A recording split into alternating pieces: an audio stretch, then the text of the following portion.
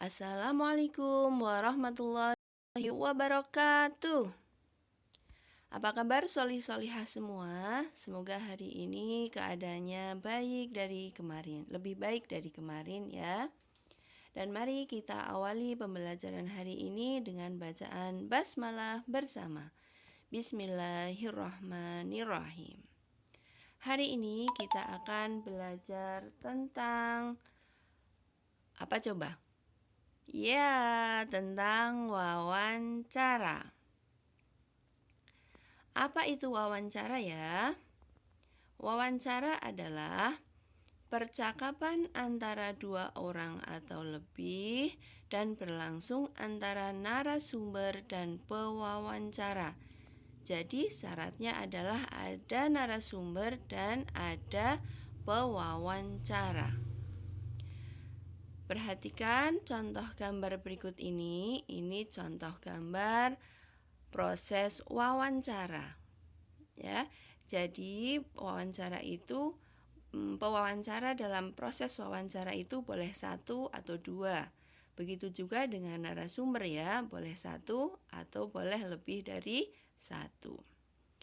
Nah, ini dalam gambar ini pewawancaranya adalah seorang anak kecil ya. Sedangkan yang lebih besar ini sebagai narasumber. Apa itu pewawancara ya?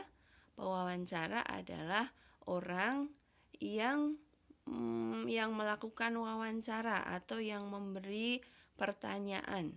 Sedangkan narasumber adalah orang yang ditanyai atau yang memberikan informasi. Nah, secara umum bagaimana ya supaya bisa menjadi pewawancara dan narasumber yang baik? Ada banyak syaratnya. Secara umum, mereka berdua atau wawancara dan narasumber harus punya sikap yang baik, sopan, ramah, dan ada beberapa syarat. Contohnya, sebagai wawancara itu harus mempunyai sifat yang adil dan bisa menghindari ketegangan atau bisa mencairkan suasana supaya proses wawancaranya itu tidak tegang-tegang banget ya. Kemudian sebagai narasumber juga harus interaktif dan menguasai materi.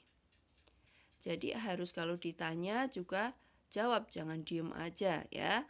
Menguasai materi itu berarti betul-betul mempunyai informasi yang akurat ya. Jadi kalau ditanya pasti bisa menjawab. Kemudian supaya wawancaranya berhasil, kita juga harus punya beberapa persiapan dari sebelum wawancara, saat wawancara, juga setelah wawancara.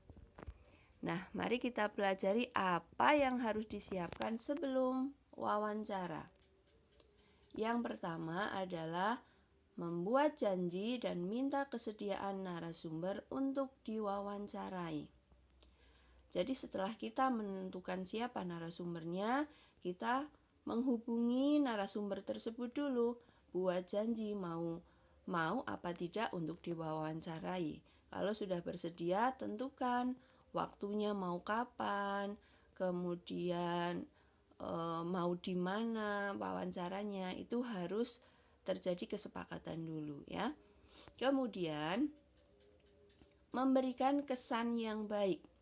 Nah, setelah membuat janji dengan narasumber, kita juga harus memberikan kesan yang baik. Caranya bagaimana? Kesan yang baik itu bisa diperoleh dari cara berpakaian yang baik, sopan, menutup aurat, kemudian bahasa yang kita gunakan adalah bahasa yang baik. Kemudian menyiapkan daftar pertanyaan. Nah, pertanyaan yang baik itu pertanyaan yang mengandung unsur adik simbara. Masih ingat apa itu adik simbara? Adik simbara adalah apa, di mana, kapan, siapa, mengapa, bagaimana, dan berapa ya. Jelas pertanyaannya. Kemudian berlatih. Berlatih ini ditujukan supaya nanti tidak salah dalam memberikan pertanyaan, ya. Nah, ini hal-hal yang perlu disiapkan sebelum melakukan wawancara. Nah, sedangkan apa ya yang harus dilakukan ketika wawancara? Yang pertama adalah memperkenalkan diri, ya. Apalagi kalau wawancara ini disiarkan langsung di media sosial atau dilihat langsung oleh para penonton, pendengar gitu ya. Jadi harus memperkenalkan diri supaya pemirsanya tahu siapa pewawancaranya. Kemudian menyampaikan tujuan. Tujuannya apa?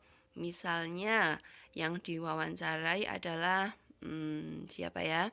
Misalnya dokter anak.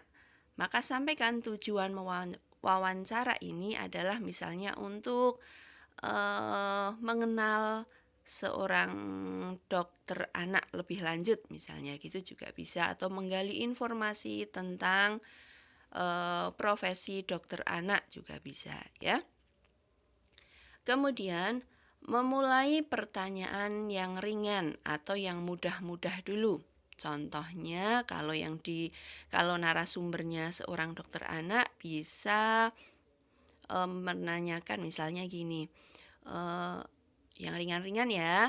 Misalnya, "Oh, halo Dok, apa sih jadi dokter itu asik nggak sih?" Nah, itu kan yang ringan-ringan dulu ya, sebelum menuju pertanyaan-pertanyaan yang inti. Kemudian, mendengarkan narasumber. Jadi, saat proses wawancara harus memperhatikan dengan sangat apa yang disampaikan oleh narasumber. Kemudian, kita juga harus membawa perlengkapan wawancara. Contohnya pulpen, buku kecil atau kertas atau recorder ya. Jadi bisa untuk mencatat hal-hal yang penting saat proses wawancara. Kemudian, saat proses wawancara juga ada hal-hal yang perlu dihindari. Nggak boleh dilakukan saat proses wawancara. Contohnya adalah memotong ucapan. Jadi saat dokter sedang menjelaskan sesuatu tiba-tiba dipotong, dok, itu tadi gimana dok? Nah, itu tidak boleh ya. Kemudian meminta pengulangan. Karena misalnya kamu sibuk menulis, kemudian, dok, bisa diulangi tadi jawaban yang tadi, apa alasan Anda ingin menjadi dokter? Nanti dokternya, loh masa harus diulangi lagi? Itu ya. Jadi tidak boleh minta pengulangan. Artinya di sini seorang pewawancara harus mempunyai skill atau keahlian menulis cepat, kemudian bisa mendengarkan dengan baik, ya. Kemudian hal yang harus dihindari berikutnya adalah memberi pertanyaan yang berbelit-belit dan menyinggung perasaan atau susah pertanyaannya gitu ya. Maksudnya jangan sampai membuat narasumber kita bingung ya, atau ogah-ogahan, malas menjawab pertanyaannya. Nah, itu hal yang harus diperhatikan ketika kita sedang wawancara. Lalu, apa yang harus kita lakukan saat selesai wawancara? Yang pertama adalah mengucapkan terima kasih. Mengucapkan terima kasih kepada narasumber untuk sudah bersedia diwawancarai, berterima kasih karena sudah memberikan banyak informasi dan sebagainya, ya. Kemudian setelah mengucapkan terima kasih, kita juga harus meminta maaf mungkin selama proses wawancara tadi sebagai pewawancara banyak melakukan hal-hal yang kurang tepat atau bahkan kurang disukai. Yang terakhir, saat selesai wawancara, kita juga harus membuat laporan wawancara supaya nanti informasi dari proses wawancara tersebut bisa dinikmati oleh lebih banyak orang untuk yang tidak menyaksikan secara langsung misalnya ya, dan juga supaya hasilnya bisa terdokumentasi dengan baik. Nah, Lalu format laporan wawancaranya seperti apa ya? Apa yang harus ditulis dalam laporan wawancara? Yang pertama adalah latar belakang. Latar belakang itu nanti alasannya, tujuannya itu apa?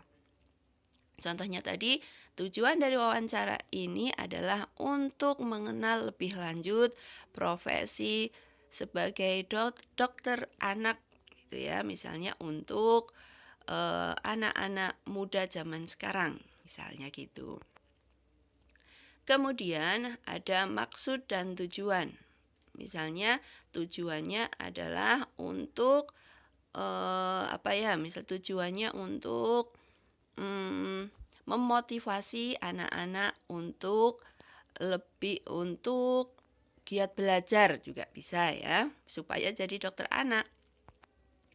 Kemudian ada topik wawancara, misalnya tentang cita-citaku. Kemudian ada waktu dan tempat wawancara. Waktunya kapan, ya, tanggal, hari, jam itu harus ada. Kemudian tempatnya di mana? Misalnya di rumah sakit apa gitu ya. Kemudian ada laporan hasil wawancara. Tadi yang kamu tulis atau wawancara itu apa nanti tinggal disampaikan. Kemudian yang terakhir ada kesimpulan. Kesimpulannya apa? Misalnya, ternyata profesi dokter anak itu sangat mulia karena banyak membantu anak-anak, misalnya yang membutuhkan. Juga banyak sekali unsur ibadahnya atau yang lainnya juga bisa ya. Kemudian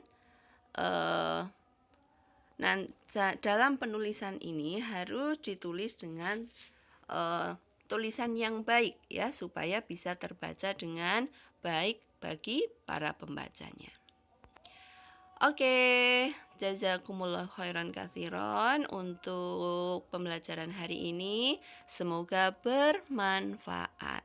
Oke, sekian dari Miss Dian. Assalamualaikum warahmatullahi wabarakatuh.